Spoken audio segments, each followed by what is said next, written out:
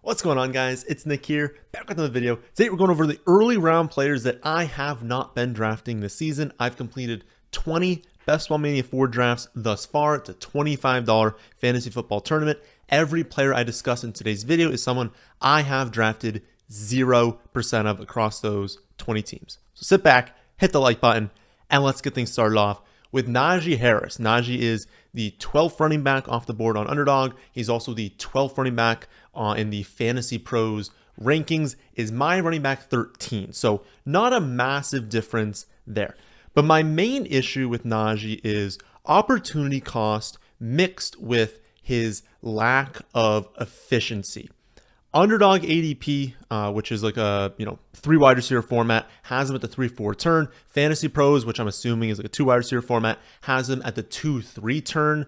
Those just aren't ranges where I'm confident taking Najee Harris. I'm much more likely to lean towards a stud wide receiver, maybe an elite quarterback, an elite tight end, just someone that I know with a very high level of certainty is going to have a great season this year. Najee, honestly, was pretty trash most of last season. He now has 3.9 and 3.8 yards per carry in his first 2 seasons, go along with 6.3 and 5.6 yards per reception. Those are awful efficiency numbers. And the fact that he was barely fantasy relevant for much of last season, despite 313 touches, really shows how inefficient he was. And I know a lot of people blame the foot injury, but it's not like he got a ton better in the second half of last season. Like, I would get that if he averaged like 2 yards per carry and then 5 yards per carry. Like, he was a monster in the second half when the injury was behind him. But he was a lot better in fantasy in the second half of last season, not because of that, just because he happened to score more touchdowns. We know touchdowns are largely random. He just scored a lot more in the second half of last year. But then also, the Steelers went from 2-6 to 7-2. And we talk all the time about how running backs perform better in wins. If you're on a losing team, it's much more difficult to post high-end numbers in fantasy. When you're on a winning team, it's a lot easier. So when you combine him getting more lucky with touchdowns with them going 7-2 over the final 9 games, that makes sense. And then again, he had 313 touches, but he was only 19th in points per game. I could really see Jaylen Warren stealing more touches this season. And since the penalty for passing on Najee Harris is that I get to look at running back, quarterback, and tight end and take whatever stud I want who's very, very likely going to succeed this season, that's a penalty I'm worth taking to just not draft someone who's been highly inefficient in their first 2 seasons and did not show last season that they were worth this ADP.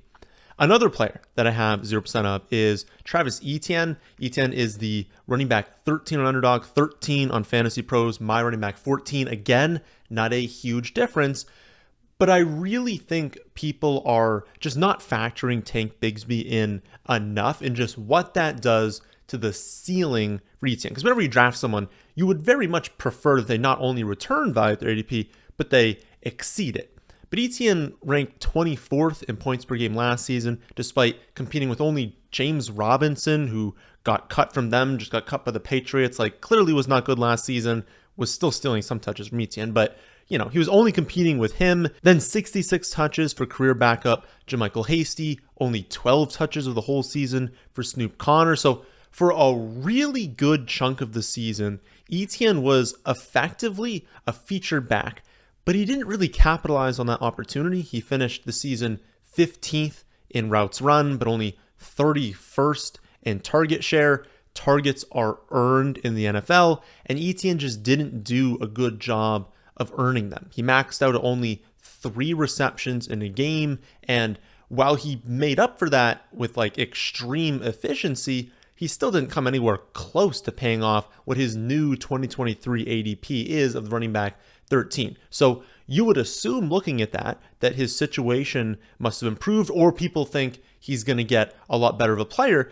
But the situation got worse. Like, not only did Jacksonville add in Calvin Ridley, who's going to command more targets than the other wide receivers for the Jaguars, but they drafted Tank Bigsby in the 3rd round. Tank has the size to handle a large workload on the ground, but he's also exceptional in the receiving game. So he's going to earn a larger workload than last season's backups did. So the situation as a whole for Etienne is a downgrade. And then you could go to that backup, like I said before, maybe he improves as a player, but how much? I mean, he averaged 5.1 yards per carry and 9 yards per reception. That is highly efficient numbers, especially in the receiving game. There's really no room for those to increase. If anything, they might drop a little bit. So you get this increase in ADP. I mean, he's going to have to be a lot better than last season to pay this off.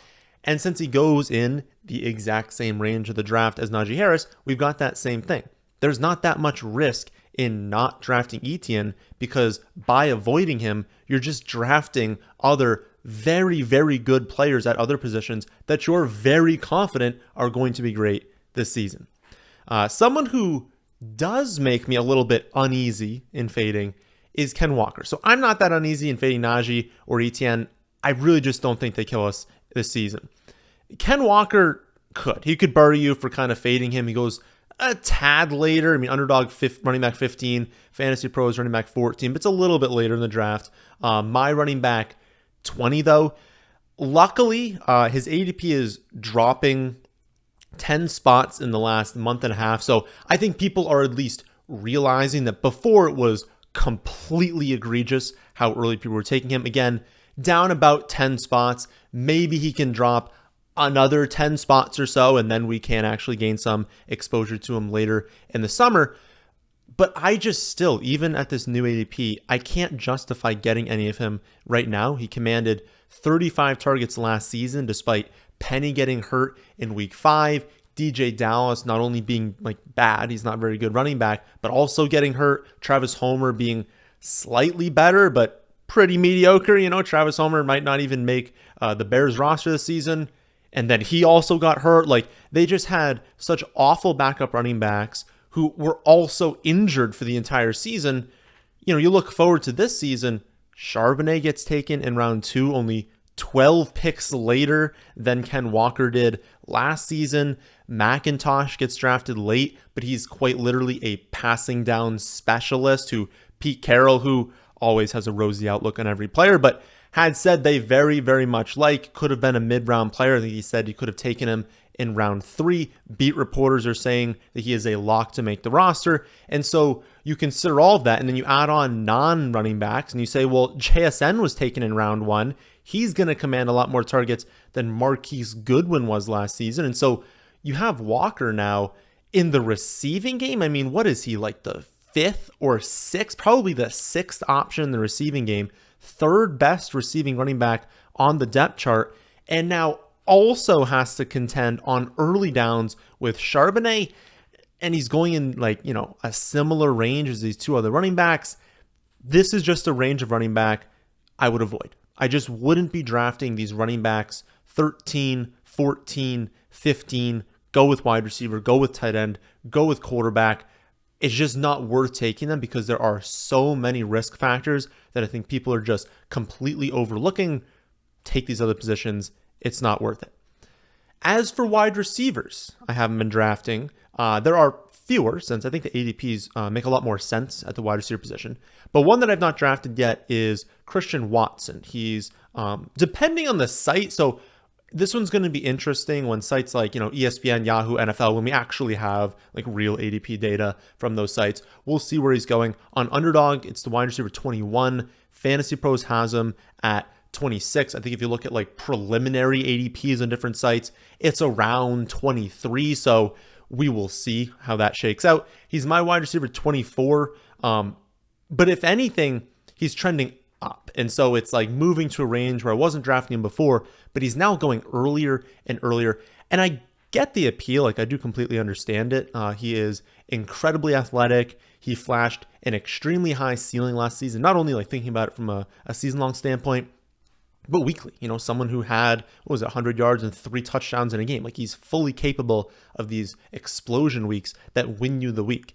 But he's now going in the early 3rd round on Underdog. That indicates the early 5th round or so in a redraft league that's 2 wide receivers. And I think that's fine but it's certainly on the higher end of what we should be expecting this season. I mean, we've seen Jordan Love complete 50 passes in his career. We've seen Christian Watson catch 41 receptions with Aaron Rodgers at quarterback, who is objectively better than Jordan Love.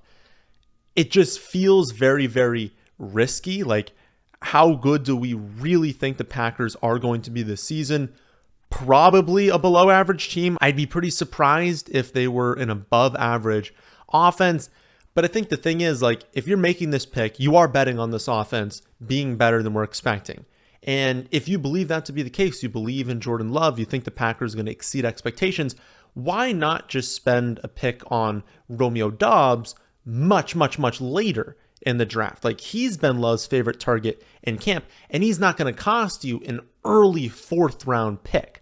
I just think there are so many elite players in round 4, round 5, that assuming any level of risk in just so many unknowns doesn't make a whole lot of sense. I understand that different players are going to have risk factors. I mean, basically everyone outside the top 2 rounds is going to have some level of risk. But Watson's going right next to Amari Cooper, Keenan Allen, DeAndre Hopkins. Maybe some of those players have like 1 or 2 things that you're uneasy about. In Hopkins, it would be, we don't know the landing spot, but we just know for 100% certainty wherever he goes, they're going to use him heavily, and he is a phenomenal wide receiver. Cooper, Keenan Allen, we know they're on fantastic offenses with like really good quarterback play, but we don't know all of these things with Watson. And so I just think lumping him into the range of just proven players with proven quarterback play, it doesn't make a whole lot of sense to me. I have not been drafting him. Final player that we're going over today is surprisingly another Seahawk. I promise I'm not a Seahawk hater. I actually think they're going to be really good. I have the offense projected to be very, very good this season. I just think people are, maybe it's going a little bit too heavy into stacks right now, but DK Metcalf is coming off the board in the early 3rd round, which is just too aggressive. Like, that is far too early for him. JSN is an incredible prospect. And like I said before, he's going to command more targets than Marquise Goodwin. And also, do people remember how productive Metcalf was last season? Like, I would get it if Metcalf was coming off like 3 straight wide receiver 1 seasons, was consistently a high-end wide receiver 2. He was 27th in points per game last season, is being taken 28th overall right now. And it's not like that was the fluke outlier. He was 19th in points per game among wide receivers the year before. I think people kind of cling on to the wide receiver 8 in points per game finish from 3 years ago.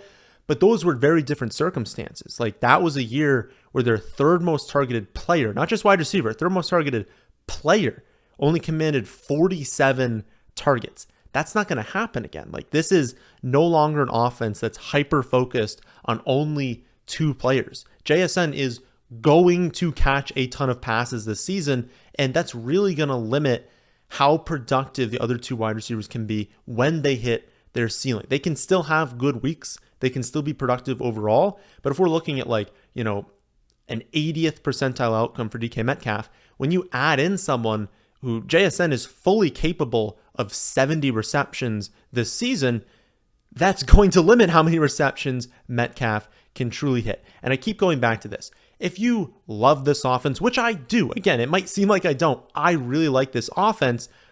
If you think this offense can be great and that Metcalf pays off his ADP, just target Geno Smith in the 9th or the 10th round. It's the exact same thing with Christian Watson. If you believe in the Packers, you believe in the Seahawks, you think they're being undervalued, take Romeo Doubs super late, take Geno Smith in like the 9th or the 10th round as a discount quarterback who's going to have 3 phenomenal wide receivers, and then you don't have to guess as to, you know, who's going off, you know, who's underperforming.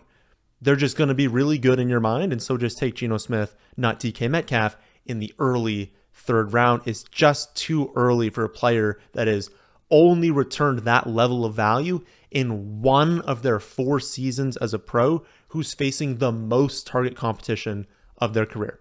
So those are 5 players that I have not drafted yet this summer. Doesn't mean I won't at some point if their ADPs come down, but across 20 drafts, I do not have any of them. If you agree with me, or if you disagree and you want to draft a bunch of them out of spite, then boy, do I have a deal for you. If you sign up for your first Underdog account today using promo code FFA, they will not only match your first deposit up to $100, but you will get access to my custom Underdog rankings, my Underdog strategy articles, and my Underdog strategy app, all for free. You do not have to wait until your hometown league drafts in August to get some action this season. You can draft all throughout the summer as part of the largest fantasy football tournament ever.